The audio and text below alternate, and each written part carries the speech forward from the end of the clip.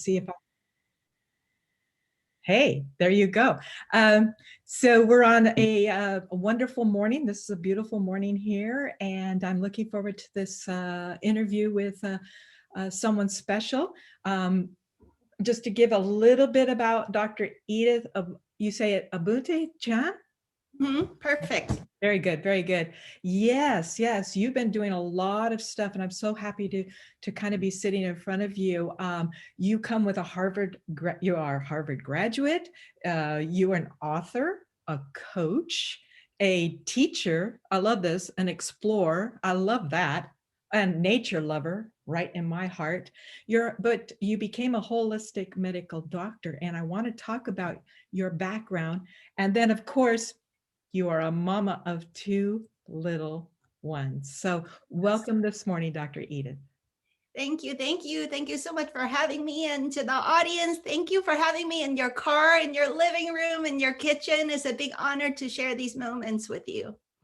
Yes, I really brought up a lot when I was promoting it on Facebook and in my emails about having you on about luminous children. This goes back to the time when I wrote a book on indigo children, and that was a long time ago now. And I go, oh my goodness, I've got to find out now what is going on in our energy field and our cosmos. And can you catch us up first, a little bit about your background, where you came from, and how you got to working with parents with luminous children? Oh my goodness. Well, I'll try to keep it concise because a lot of people listening to this call probably identify as indigos or starseeds, as change agents, and you're here to bring a more beautiful paradigm onto the planet. And I can feel that in this audience, and it's just really a big honor to be kind of reunited in this way, you know? So many of us probably grew up knowing that the paradigm that we were brought up in was not quite right, but we could kind of tough it out. And we were maybe a little bit of like a rebel warrior, indigo warrior type energy. So I was one such child. When I was 4 years old, I saw my dad had a back pain, my sister had an ankle sprain, and they went from doctor to doctor to doctor, and nothing would help. And then this is in the 80s. And so one day they were like, well, we heard about this Chinese Qigong master. I mean, it could be just a quack, but what do we have to lose at this point? We've tried everything. Let's go give it a try. So I'm 4 years old, and I totally remember my mom was dressing me in this like 80s matching velour warm-up suit. And I was like, ooh, how exciting, something new. I tagged along, and you wouldn't believe it. In one single session, this Qigong master emitted his Qi, and my dad's back pain was gone. My sister's ankle swelling came right down. And I'm 4 years old, and I'm telling all the adults, oh my goodness, I know what I'm going to be when I grow up. This is what I'm going to do when I grow up. And so back then, all the adults said, well, you know, that's not really practical. You can't be like energy healer. Who can make a living doing that? You should go to school, get good grades, get a good degree, get a good job, buy a house, have 2.5 kids. You know the story, right? Yeah. So I pushed and pushed and pushed. I said, I have to learn how to do this energy healing. I want to learn how to do that. So I obsessed about it. I was always watching all the like Qigong and martial arts movies, you know. So I was growing up in Hong Kong, and there was a lot of like Crouching Tiger, Hidden Dragon styles of movie that I was just obsessing about that stuff. But in the end, the adults said, you can't do that. You can't do that for a living, especially if you're a girl. Yeah.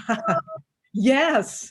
It's not practical. You can't make money, and it's not for girls anyway. No. And so, but the interesting thing was, I said, well, if I can't do that, then I want to be an astronaut. Huh. And so my parents said, okay, well, we can open to that possibility. So you better get really good at math and science and engineering and really do well in school. So I ended up excelling in school. Fast forward, I have an applied math degree from Harvard. And the parents, immigrant parents, super hardworking, everybody's really proud. And then I find myself after after getting that degree, I had kind of forgotten about that astronaut thing. And I'm sitting in a boring software corporate job, Mm. getting paid a lot of money to do things I that think I'm, a lot of people are, yeah, to do you things know. that I'm not very passionate about, right? Yeah. But there's this that you get swept up in the dot-com boom, and there's stock options, and a lot of my friends at that time were in their 20s, paper millionaires already. So you just get swept up in all of that. And one day I'm sitting in this software company meeting. I got invited. I was employee of the year, and successful. The parents are really proud. You graduated from an Ivy League school, all this kind of stuff. And you're sitting in this board meeting. And I don't really know why they invited me, but I know karmically I was supposed to be there to look around at all these super successful software people and see that they are good people, but they're all run down, stressed out, prematurely aging. They're not happy. They didn't look fulfilled. It was like I walked into this room and like the record player came to a screeching halt moment. Wow. It was like, I don't want to be like any of these people when I grow up. Yeah. So I had this flash forward and flash backward moment where I heard a voice that said, "Is this what you always wanted to be when you grow up?" And I was like, no, I wanted to be a Chinese Qigong healer. What happened? Right. And then I was able to see, wow, if I stay on this track, I might make lots of money and be prematurely aging, stressed out. At that point, I was in my 20s and already had all kinds of health ailments. Really? Nothing deadly, but severe IBS and menstrual cramps. I had all this acne. I was about 15 pounds overweight. Well, just more like inflamed, Mhm. So just all these oddities that people said, hey, it's nothing, just take some ibuprofen and sleep and, you'll be fine the next day kind of thing. And I thought, wait a minute, I don't feel good. I'm stressed out. I'm unfulfilled. And I'm looking at all these uber successful people and they're like this times 100. I don't want to be like any of these people when I grow up. And so it was right around then, shortly after that, September 11th happened. Right. And that's when I was like, wow, okay, the world is not really the way I thought it was at all. Right. I need to, if life could be short, I need to step back and ask myself, whose life am I living? Right. And so that was short, right after September 11th, I gave my notice, quit my job, and started going to Chinese medicine school. And that was, as you know, 20 years ago at this point. And so that's how I got on. This is a common question. Dr. Edith, how did you go from, graduating from Harvard, magna cum laude in applied mathematics, to becoming a hippie healer? And that's the story. I love it. I love it. And that you did it so young, because a lot of people, we call that waking up. I'm learning different phrases all the time, but you did have a story in one of your interviews that I heard, that you had a moment in time that really struck you. Maybe it was when you went to some deal where you were fasting and you realized you could live longer without water than you thought, and that you had some awakening. I don't even know what to call it. What would you? Well, I've had a number of experiences like that. The very first one happened in 2003. Actually, it wasn't fasting induced. I was still in Chinese medicine school and practicing qigong. And maybe some of your audience members have had these experiences. Like the first time you meditate in a certain tradition or practice a certain type of yoga or a tai chi or qigong, there's this instant like this coming home sensation, like maybe I've done this before. Wow. So with Qigong, it was like that. I tried to do all kinds of meditations, but somehow Qigong, when I tapped in and do the breathing and meditation and conscious guiding of the flow of energies, I could just always go deep very quickly. But nothing would prepare me for what happened in 2003. I went to a Qigong class just like I always did. While I was part of Chinese medicine school, I really took extra coursework in Qigong because I was so passionate and interested. So in this particular Qigong class in 2003, I dropped so deeply into meditation. There was no fasting, no special preparation. I just dropped in. All of a sudden, like one moment, I'm just following the teacher's guided practice. The next moment, I dropped in and just the whole thing exploded into trillions and trillions of pieces of love and light. Wow. There was completely an experience of a disappearance of the physical, that you're beyond time and space. Right. The size of the entire cosmos. And I often struggle with words to describe it, but I think maybe you and your audience members, a lot of people have had experiences that they've struggled to describe. So I think you can kind of sense into the feeling of this. One moment you're sitting in your body, experiencing a peaceful meditation. The next moment, explosion into trillions of pieces of love and light. Right. And I have no idea how long it lasted. All I knew was that this is home, that this is our natural state, that all of us are infinite beings beyond time and space. It was this feeling of so much intense love, intense bliss, intense joy, intense peace, all of it, and complete serenity and contentment. Like no more questions. All the questions are answered. Just complete contentment. Beautiful. And I don't know how much time elapsed, but eventually from a faraway distance, there was the voice of the meditation teacher guiding some later part of the meditation. I don't know if it was 5 minutes, 30 minutes, or an hour. I have no idea, but there was this moment like, oh yeah, wait a minute, there's this body, there's this earth, there's this life, maybe I should go back to it. So here's the part that took a lot of years to integrate and even articulate. Mm-hmm. This trillions of pieces of love and light, the ridiculous idea that you're gonna squeeze it back into a physical body and pretend to be a physical human. Like it just felt crazy and ridiculous, but I was like, okay, well, there's a reason I still have that body. I should probably go back there. So, oh my goodness, it was an almost painful feeling to densify from the size of the cosmos and to stuff it all back into the physical body. Mm-hmm. And then boom, it was this clashing of intense gratitude and intense love with intense grief and intense sadness at the same time. How that manifests was like projectile tears coming out of the eyes, just like a faucet of tears, just tears and tears. And it took me some years to realize, like, what were those tears about? It was this like profound gratitude that I got to go home and remember who we really are, like who we all are, our natural state of oneness and love. That is not some cheesy new agey idea. That is the direct experience and a direct remembering of who we really are. And then this intense recognition that, wow, this whole game down here is so dense because it's all backwards and upside down here. Especially this past year.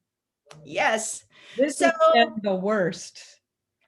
Crazy. So that actually the good news, and the good news about this year, the good news for me having that experience in 2003 is that, boom, it woke me up to see reality as it really is, because there are those of us that incarnated here to write the backwards and upside down, to actually bring the correct paradigm that is in alignment with natural law and cosmic law. Like when you're in the physical world, how can you build a reality that is loving, honoring, respectful, that is aligned to the higher win-win in all the situations of life?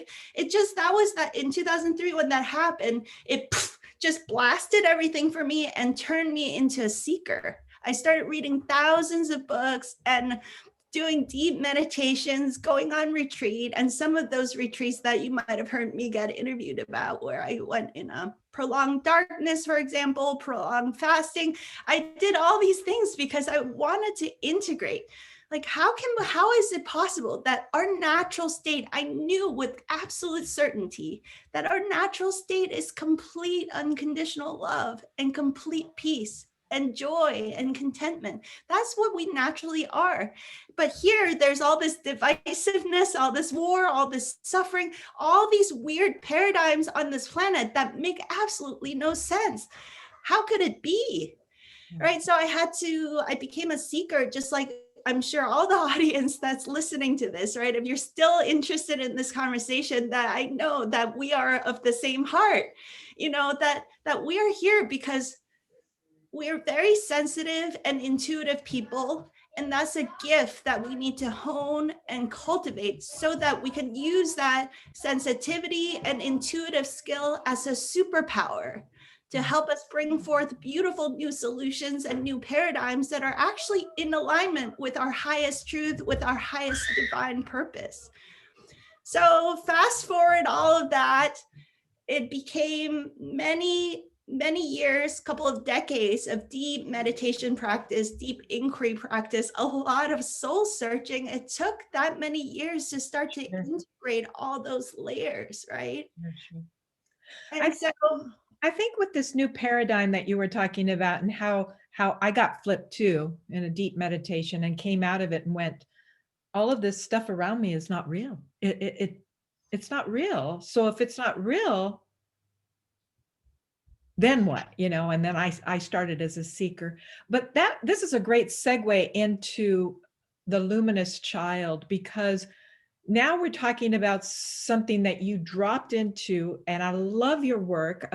You're working with parents, and it takes me back to my anti-bully programs I did a few years ago when I started my nonprofit, where people were coming up to me and asking a genuine, deep question. They said, you're working with the children, you're teaching them the anti-bully tools, nonviolent, but what about the parents? And then I started listening to you, and I thought, aha, you may have some suggestions. So can you explain first what a luminous child is, and are all children luminous children? Yeah, so you've heard the terms, I'm speaking with our audience, I'm sure you have, Jolyn. Indigo, rainbow, crystal, all these terms, right? So these are just terms. These are levels and layers of consciousness that all of humanity is moving through in this transitional time that we're living in. So I think although terms are helpful, it's also really helpful to remember that we're all moving through these different aspects and layers of possibilities that a human has until we become fully integrated, like Jesus level integration. Wow. I find it really helpful to reference Dr. David Hawkins's map of consciousness from Power versus Force and all these other famous books that he's written. So Dr. David Hawkins, you're nodding, I assume you're familiar with it. There are some audience that maybe haven't heard of it, so I'll do a quick introduction. Do. So Dr. David Hawkins wrote a famous book called Power versus Force that I recommend as one of the top 10 consciousness raising books on the planet, in my opinion. He mapped out this map of consciousness that I find really helpful to clarify so we don't get stuck in drama or like taking things personally when we're having conversations with people that seem like, what are they talking about? They're like living in a different world, because they are actually. So it maps out how at a different level of consciousness, you behave in a different way, you see the world through different filters, and that, as Einstein has famously been quoted to say, I don't know if he actually said it, that you cannot solve a problem from the level of consciousness that created it. Wow. right? So in this new paradigm, we understand that there's these like journey of different levels of consciousness. And as you bump into like, bump your head against a wall with a problem, in the new paradigm, we understand that the solution is not to push harder at the problem, but to step back and see what we can do to raise our level of consciousness to be able to see a grander perspective on the situation and transcend the problem. So I find that, yeah, Dr. David Hawkins's levels of consciousness map helps you to really clarify, okay, where am I at in this situation and how can I shift up? So the levels, I don't have it handy, but you guys can look it up on the internet too. It starts with things like shame and apathy and grief, these kinds of levels, and gradually gets up to anger, pride, courage. So on a scale of 1,000, when you get up to courage, that's considered 200. And then it keeps going up higher and higher to levels like a neutrality and reason and so on. And then you get up to 500, and that's the level of love. 540 is the level of joy. 600 is the level of peace. 700 to 1,000 is the level of enlightenment, full awakening. So Jesus calibrated at 1,000. It's important to know that these numbers, they're just numbers, but mathematically, it's actually a logarithmic scale. Meaning if it says 500 is 10 to the 500th power. If it says 200 is 10 to the 200th power, and so on. So actually it's not linear. It's like, I want people to be aware that as you go up, a huge a huge expansion is happening. So Dr. David Hawkins says, when you move up to 200, when you're below 200, your energy that you bring to the situations of life, it tends to be destructive.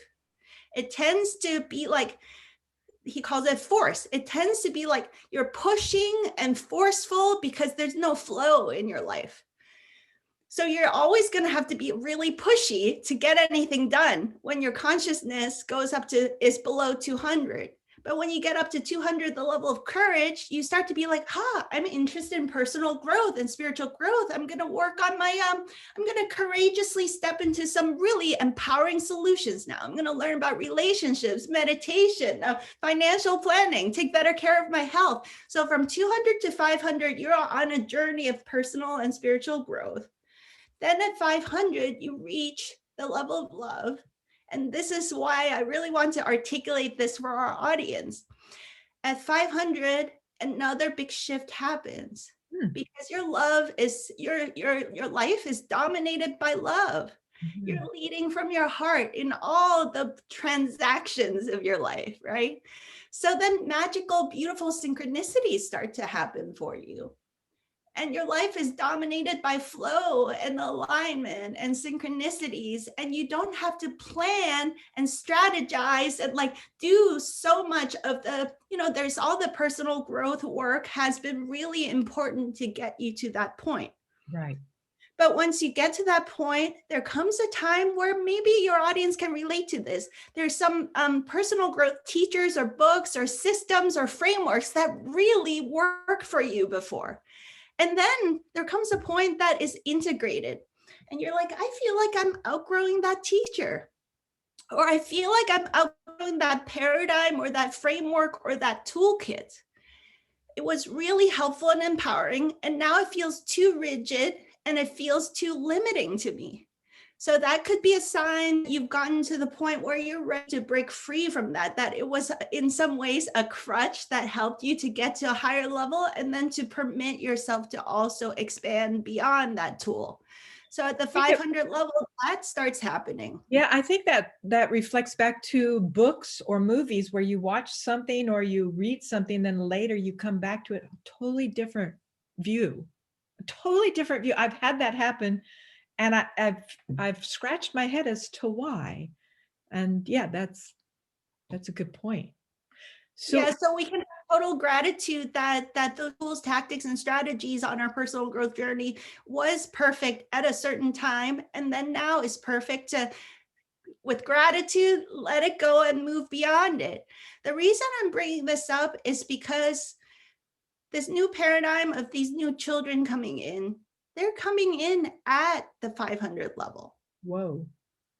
Whoa. So we have to permit ourselves to be like, well, this is new territory for humanity. Yeah. All the old tools, tactics, and strategies, top 10 ways to get your children to behave, top 5 ways to encourage them to go to bed at a decent hour, how to control the screen time of your children, all these kinds of things. Consider the possibility that they work for children up till recently, and the new generation of children that are coming through are at a level where we need something new for them.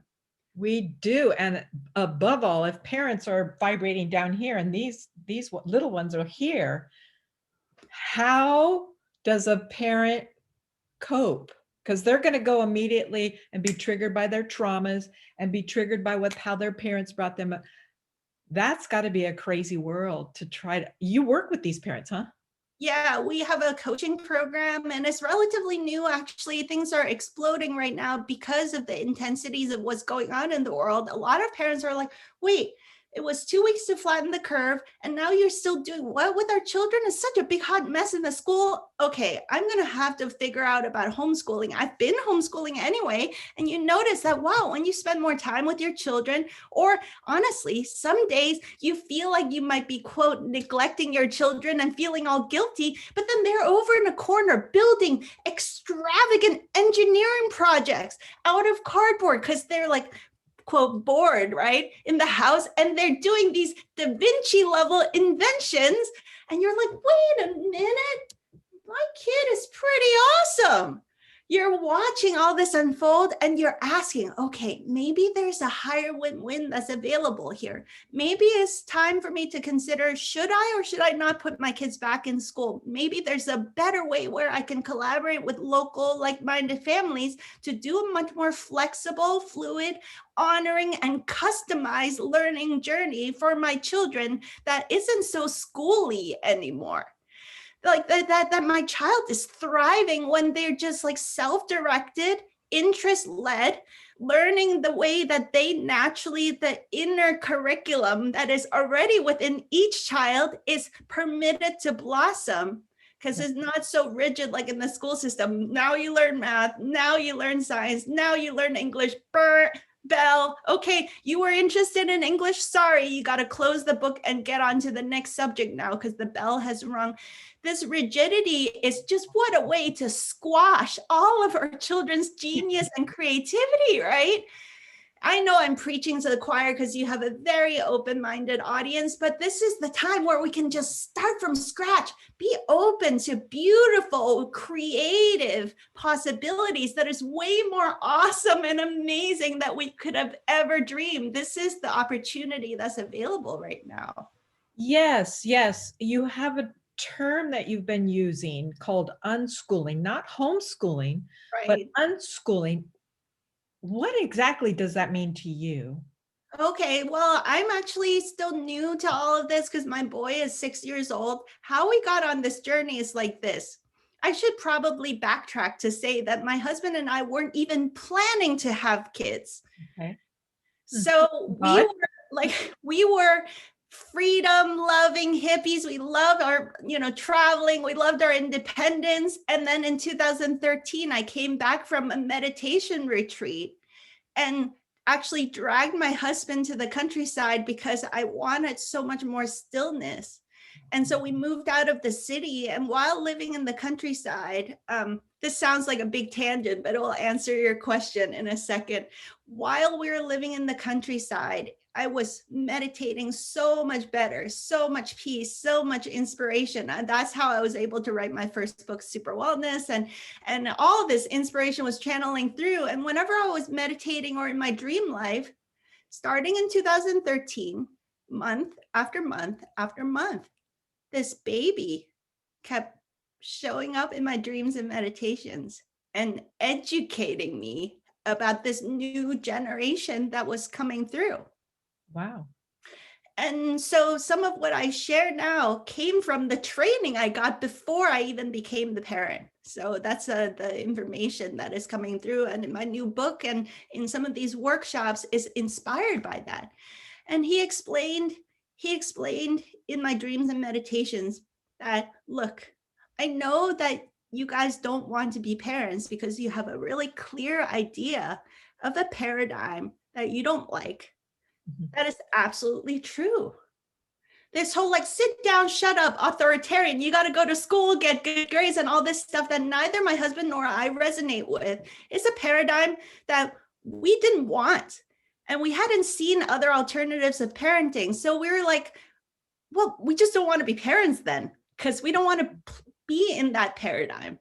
When we're with our peer groups, our friends, like let's say you're planning a trip or something with a group of friends, renting a house, you would survey everybody, be like, hey, any preferences? Let's find something that works for everybody. But with the parenting paradigm, we kept noticing that everything is about behavior modification. Sit down, shut up, go to your room, all the stuff, all the tips, advice is like, how do you get your kid to behave properly? It's never about how do we, I mean, it's starting to be more conversation about how do you, awaken your kids' creativity and innovative spirit and all of that stuff. But for the most part, even that is kind of like, very specific to your idea of creativity and in as an adult, right? Versus just stepping back and creating a safety net for your child to just explore and blossom into whatever they're meant to be, which may be very different from what you were meant to be, right? To give them the safe space to explore all of that. And so my boy kept coming to me in dreams and meditation saying, look, my time to incarnate is now. And I've scoured the cosmos and decided I want to come to Earth. And I've picked you guys out of all of the choices. And it's not just me though. Then he showed me this field of all these baby spirits. No. And they're all interconnected by these strands of light. And this huge web of light that he showed me, but I was feeling this complete, beautiful, peaceful, loving sensation as he shows me this. And he said, we're coming to Earth to blanket the Earth with this light. Now, the thing is that we're also here to bring actual practical solutions. So each of these balls of light that you see, we all have scoured the cosmos and we've all chosen the perfect set of parents.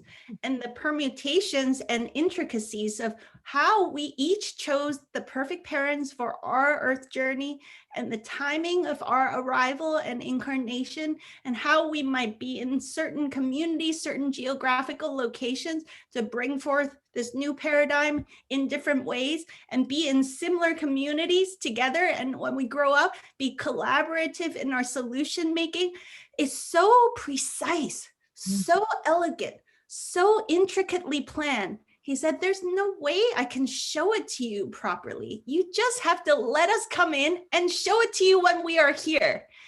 And everything you believed about the old paradigm of parenthood that you didn't like is absolutely true. The new paradigm is completely different, and everything from the old paradigm just simply does not apply to us. We don't fit any of that stuff. So I can't convince you. You just have to let me come in to show it to you. And everybody has free will. So you guys have a free will not to conceive me.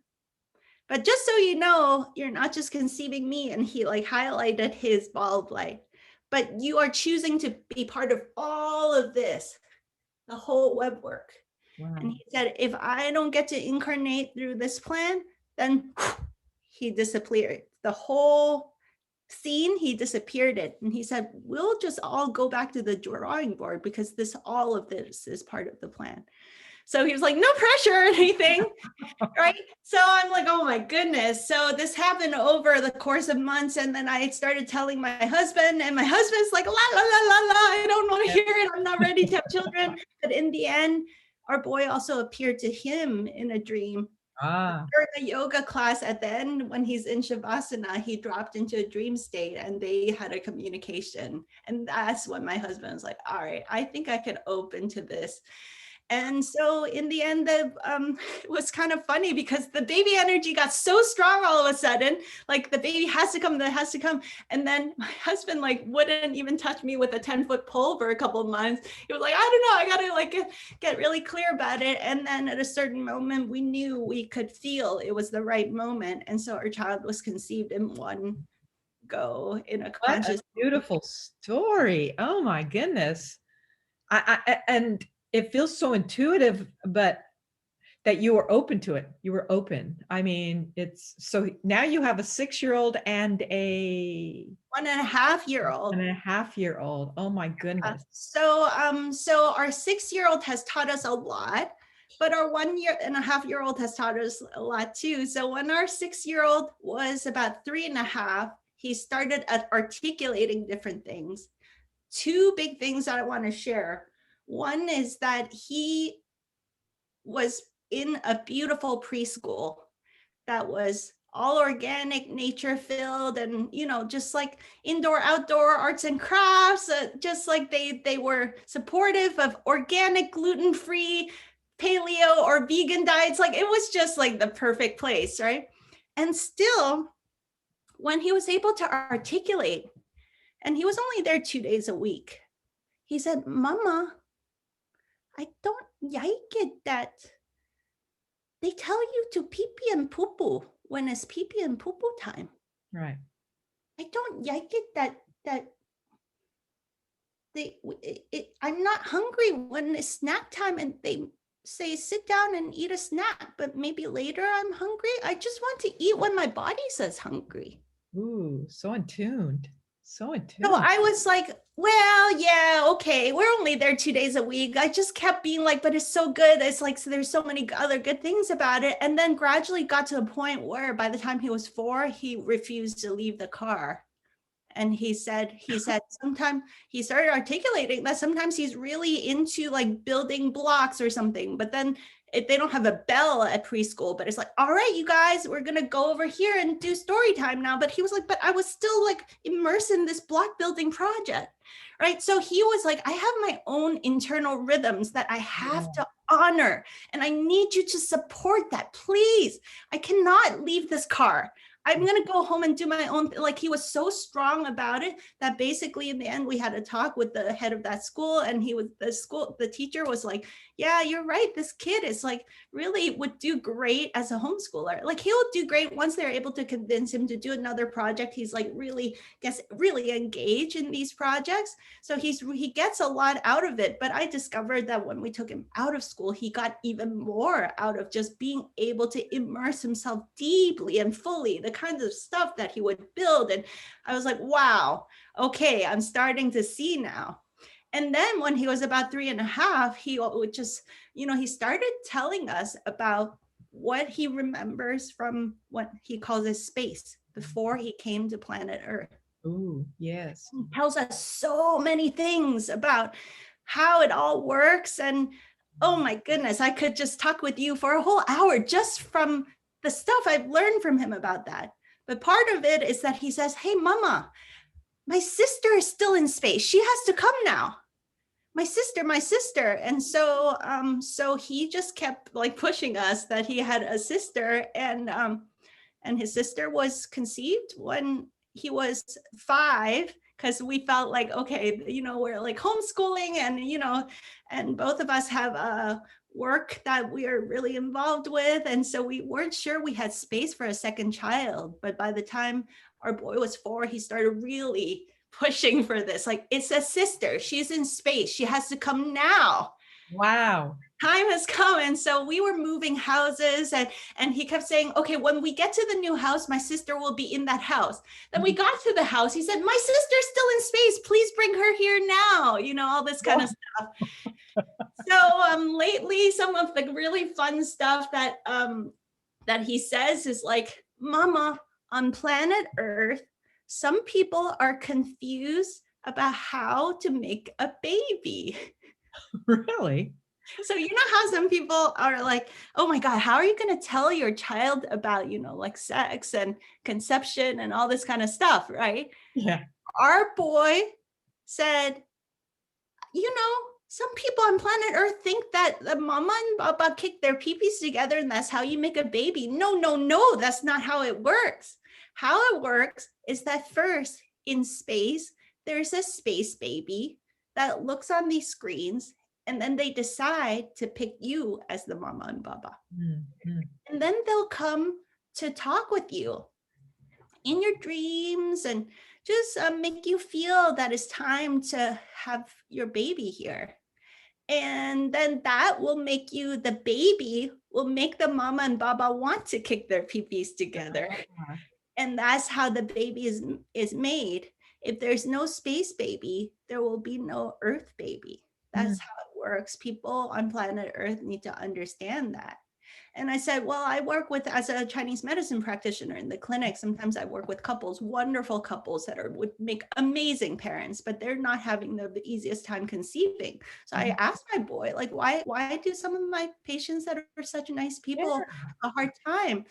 And he says, well, first of all, they have to get a lot healthier in their bodies. Sure. And second of all, they have to listen to the space baby. So the space babies are trying to pick mamas and babas that are bright and shiny and healthy. First, then you get healthy, then the space baby will pick you, and then you have to listen. A lot of times the space babies are trying to talk to the parents, and then they don't hear. So if they don't hear, then they maybe aren't, it's basically what he's saying is a teamwork. And that, the timing of conceptions, all these things that we have to listen for those subtle signals. Sure.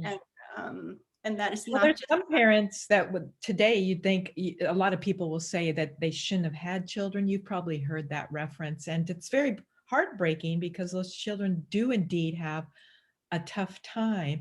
But when you say they're listening, I do believe what Carolyn May says about spiritual contracts. I have basically, it helped me through my brother's suicide and some different things in my life.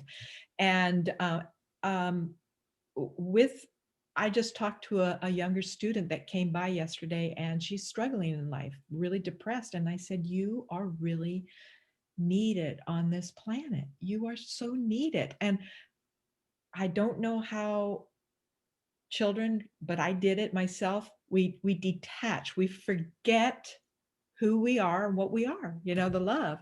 And it's really heartbreaking. So yeah. yeah, go ahead. My thought about that is because we had the blessing of communications preconception, I Yes. think we gave ourselves a much easier, smoother journey just by listening for that guidance. Some of the struggles, everybody comes to the planet with a different plan. And sometimes it's the struggle that we came here for in order to learn and grow and strengthen ourselves as souls, right? So we want to honor that too. And at the same time, there's a cascade of things that this new wave of children, my understanding, and also when my second child was in my belly, I communicated with her and she had a lot to say too about this new wave of children, that they came here to not engage with all the trauma and the drama and all of that anymore. And that they are so deeply grateful to all of us, you and I, and many of the adults listening to this show. We were the indigo warriors that had to alchemize a lot of the old stuff. My girl especially came through strongly. She said, I've waited millennia to incarnate on the planet because it had to get to this point. Thank you so much to all of the indigo warriors for clearing the way so that this new wave can even, like the physics of it is even possible for them to come in, because they bring a very pure energy that was utterly incompatible with the old paradigm. And so we had to come through as the earlier waves to clear all the BS and, right a lot of the wrongs and do a lot of alchemy in our personal lives to heal that density, that darkness, do the shadow work, heal the trauma, go through those dark nights of the souls that were so heart-wrenching and intense and difficult. But because we did that work, now the field is very different and is actually friendly to this new generation of children that aren't interested in fighting indigo warrior wars. They're just here to bring forth new solutions, new paradigms now. Since you've started in this coaching program with parents, are you finding, I hope, in my deepest of hearts, more parents, more indigo, as you call it, parents that have evolved, have listened, have this beautiful now child already knowing, I call it basically. Do you find more of them? Yeah, a lot of people are like, thank you so much for speaking up. I thought I was the weirdo that had this preconception guidance. I thought I was the weirdo that was called towards home birth, and that really I had to fight against some of my in-laws and family members to say, I want to do a home birth. I want to do not just delayed cord cutting, but maybe a prolonged, like a lotus birth, where you birth the placenta together with the child, like as gentle and soft of an entry as possible for these sweet, pure souls that are coming through. Right? So this actually goes back to your last question, which is that a lot of us had to do all that trauma healing work. And maybe with this new generation, if we choose to conceive them at the time that they were meant to conceive and not rush their birth moment, that they had a birth plan, to trust that there is a perfect moment of birth that was divinely aligned for this soul, right? To not try to mess with that, right? And then when they land, to have the gentlest birth possible. And then all those things that naturally unfold, like co-sleeping, attachment, parenting. These are tools, techniques, and strategies that have been available on the planet, but they are very intuitive. They just feel good. They feel right. It's a win-win. As a mom, when you do co-sleeping, you sleep better and the baby sleep better. You just feel good and right to keep your baby close until they feel their independence and they feel naturally drawn to sleep in their own bed again, right? It's a very smooth and gradual transition. And then listening to the child when they're in school. Are they having a good time in school? Some children do, and some children need some other support system, almost like treating every single child as if they're special needs. But the truth is that every child comes here with a very clear divine blueprint that is here to be expressed with our support and love, that they have already a curriculum that is wanting to be demonstrated and shown and nurtured, this inner curriculum that's available. Our job is really not to muck with that, but actually to support it and nurture it and allow it to blossom. I think most teachers, friends of mine, would adamantly say that they teach by this rote conditional crap, as you say, in a gray box, that the kids are in a gray box. Yeah. They go out for 10 minutes where it should be flipped. Maybe they should be outside playing and creating and jumping on the bars and doing marbles. I remember doing marbles when I was in 6th grade, and it's less time inside in that constructive site. Do you see that in your unschooling at home with your children? Is that how it works?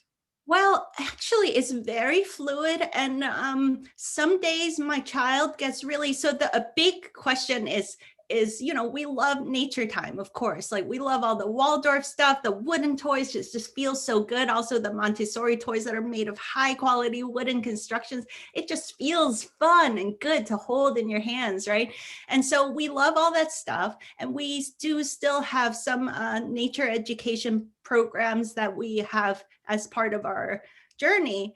And a lot of parents are like, well, how do you control the screen time? I don't want my child indoors, like in front of the screen. And this is something that I learned from the unschooling pioneer named Dana Martin, that I recommend highly everybody check out her work if you're interested in unschooling, which is different from traditional homeschooling, where you take a curriculum and do it on your kitchen table, which totally does not sound fun at all. Not at all.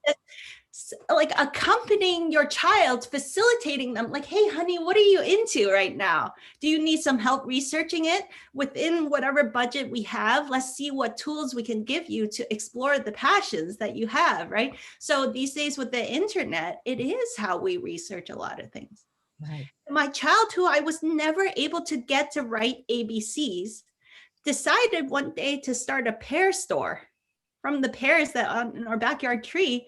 And then later he wanted to do a lemonade stand. Then he did an organic vegan ice cream stand. Next week, he wants to do a little juice stand.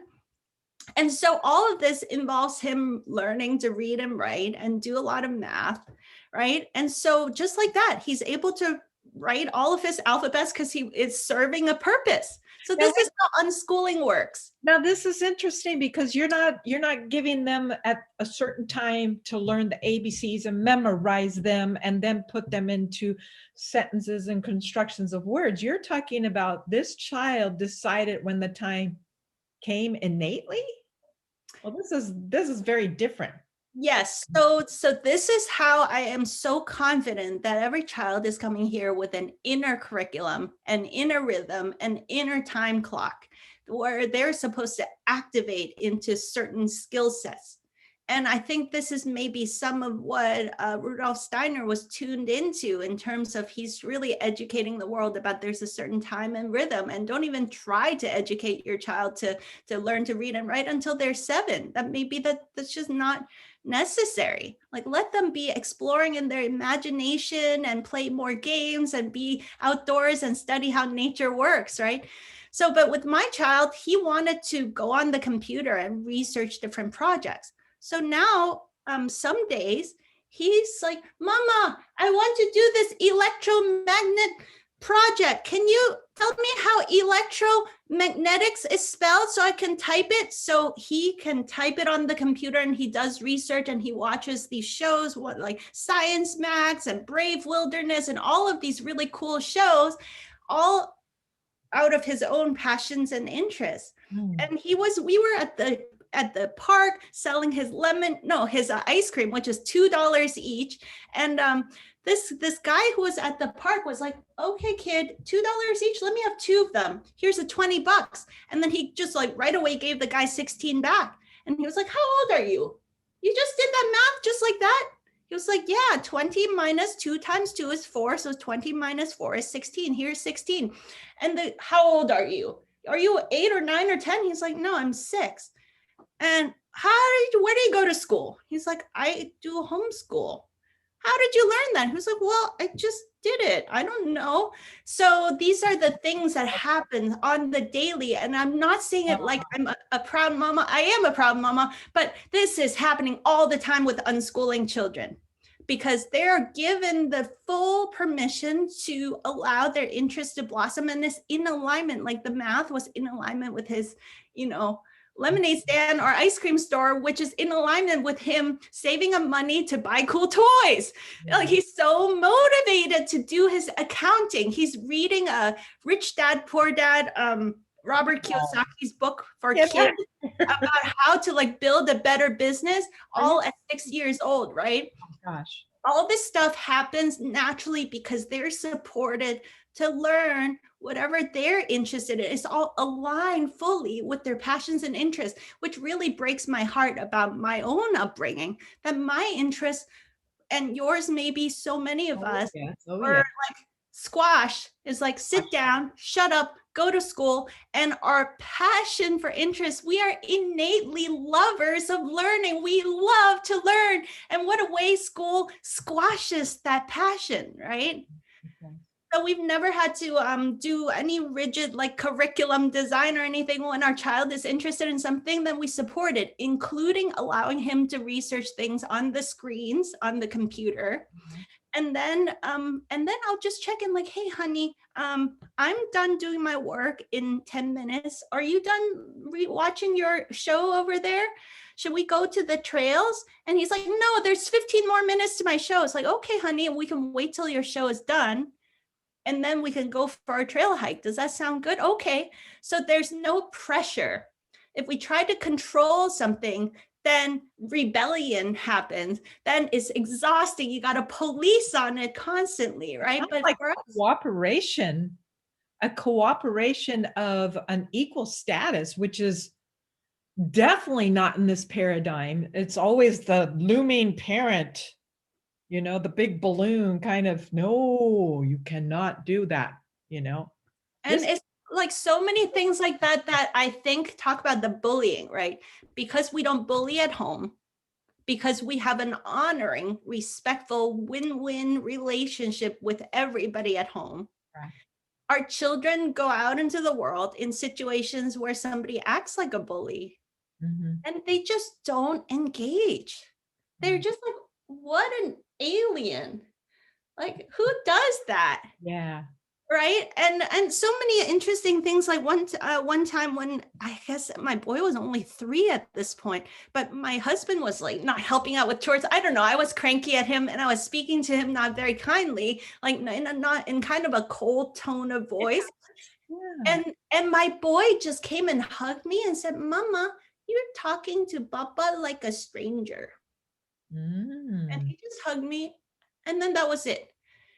Right? Like in that energy, because when that shows up, these children, they know that that's not our natural state, and they somehow is encoded within them to not engage with them. They just see that this is a strange moment in time, and they can harmonize with it with love.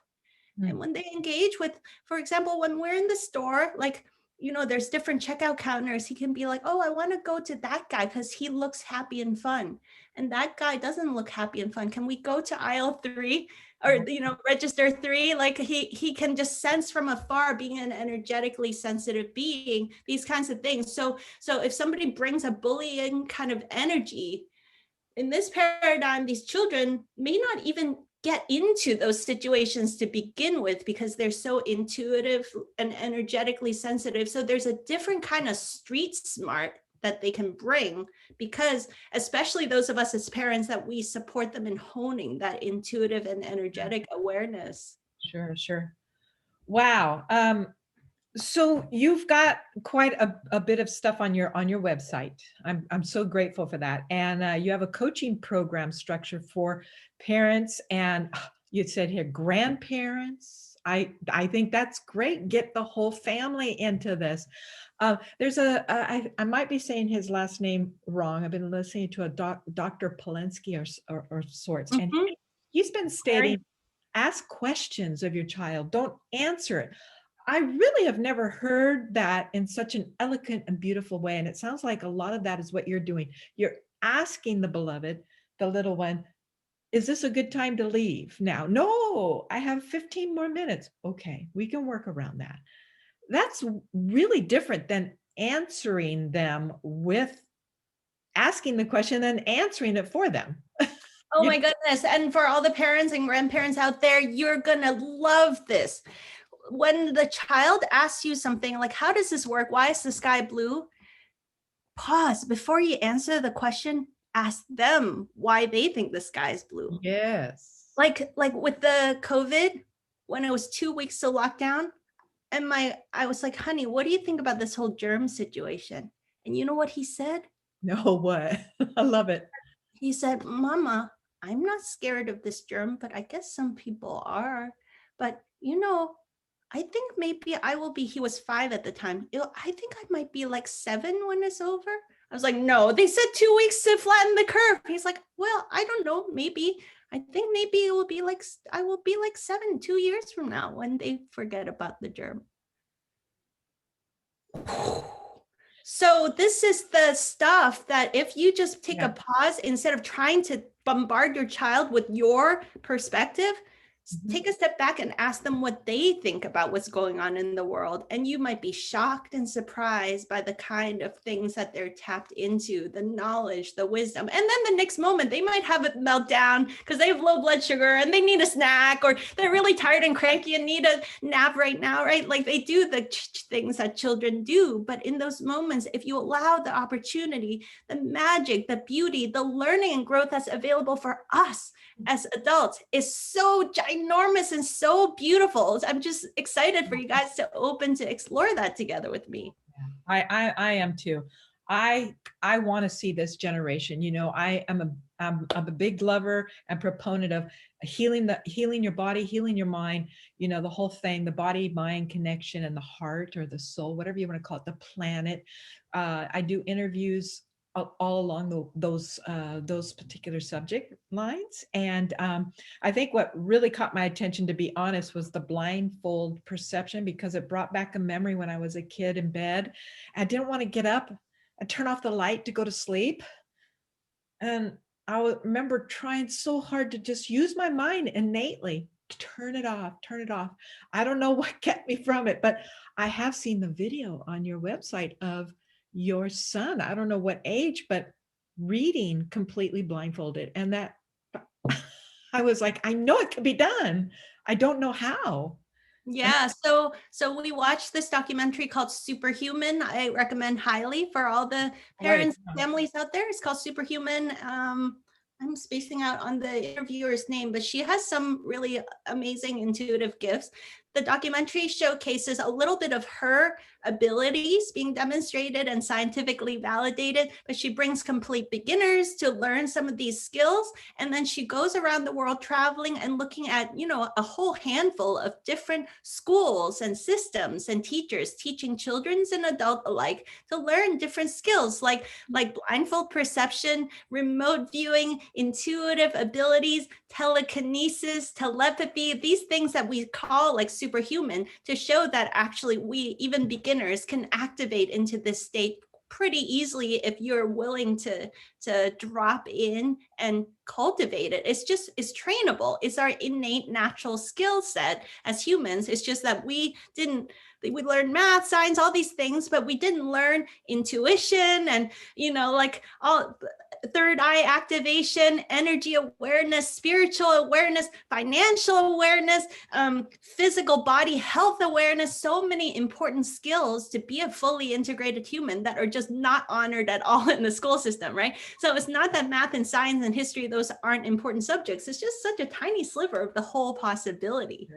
So Superhuman really demonstrates that. And I watched it with my child and he was like, Mama, I think I want to learn how to do that.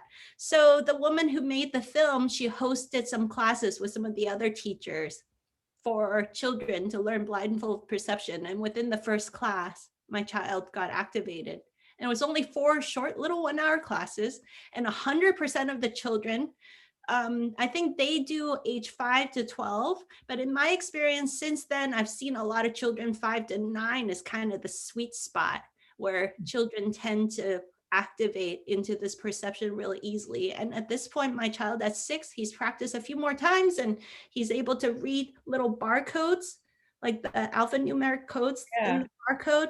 He's able to read whole books, every single page. Completely blindfolded. All of it completely blindfolded. And a couple of weeks ago, he was like, Mama, I wonder if I can see behind my head. So he put on his blindfold. At first, he could see in the front. And then I put some objects to the side and he kind of started stretching his perception and he could see. And then I was like okay, how many fingers? 2. How many fingers? 3. And I'm like, what am I holding behind you? Oh, a pen, a cup, like all this stuff he was able to see behind his head. So I'm like, okay. Wow. Cool. So I don't know what that means, but it means that he's able to, he's able to just play in a more expansive kind of way because it's supported in our family. I think my hat is very tipped to you, both you and your husband, for allowing this and encouraging it so he can go on with it in life, go on beyond this, you're making me have goosebumps right now because it's exciting to know that the work that you're doing is allowing this, and parents are rising up. There are parents out there. Yes, there are parents very closed off. I know trauma is a big part of that. And, I love Dr. Gabor Mate's trauma on trauma, but, I love that you're exploring it. You are an explorer. There it is. And that you're doing this with your little ones. Where can they find you? Okay, my website is dredithubuntu.com. That's Dr. Edith. Ubuntu is spelled ubuntu.com. dredithubuntu.com. And on the homepage, you'll see you can link to a lot of things. But if you're especially interested in the Luminous kids and family programs that I have offered, it's still small right now because I'm focused on writing the book. The book will be, I had an astrologer pick the date, January 21st, 2022, the book will come out. And so then after that, I can focus on building a lot more additional supportive programming. Right now, I just really need to keep it simple, which is just one parent coaching program on Thursdays, twice a month. And then for parents that have been in our program for a while, and if it feels like a good fit, and if their schedules allow, we have a kids program that's for kids 5 to 9 on Monday afternoons, where we do sacred geometry, Yes. little qigong, but sometimes we're doing engineering projects. Kids like explosive stuff. For a while, all of our children were interested in the blindfold perception game, so we did that for a while. Then the children say they're sick of it, they want to do something else, so we did some other stuff. We did some projects where we learned about entrepreneurial skills. We designed logos, we built these little mock stores, and the kids were amazing. Like, so many cool. So a lot of times parents ask me, like, what's the curriculum you have for the kids class? Like, also no curriculum. I just ask the kids, what are you guys into? Ooh, let's research. Yeah. So we flow together as a group of kids. Oh my. And then I talk to the parents. I'm like, okay, well, we all have budgets here. Like, what's economical? What can we do with their interest, with just found objects that are easy to use from our household items?